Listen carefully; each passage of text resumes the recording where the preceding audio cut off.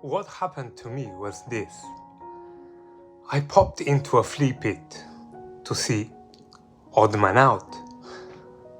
Some bloody awful summer afternoon, walking with no direction. I remember thinking there was something familiar about this neighborhood, and suddenly recalled that it was in this very neighborhood that my father bought me my first tricycle. The only tricycle, in fact, I have ever possessed.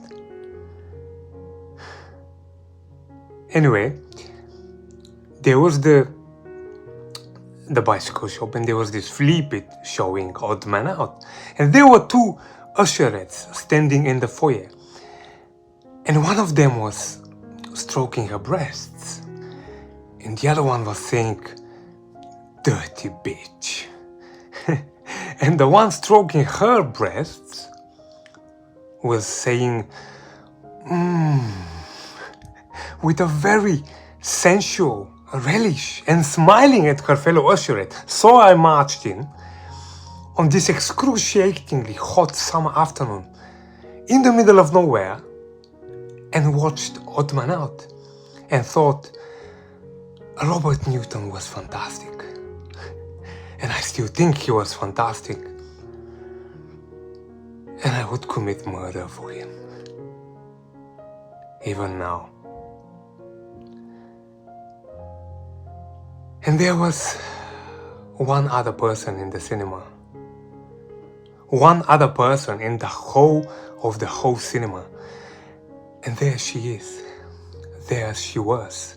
Very dim. Very still. Placed, more or less, I would say, at the dead center of the auditorium. I was off center and have remained so. And I left when the film was over, noticing, even though James Mason was dead, that the first usherette appeared to be utterly exhausted. So I stood for a moment in the sun.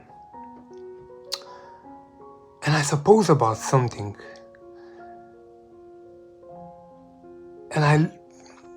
And then this girl came out, and I looked about her and said, "Wasn't Robert Newton remarkable?" And she said something, and Christ knows what. But she looked at me, and I thought, Jesus, this is it. This is a true blue pickup. I made a catch.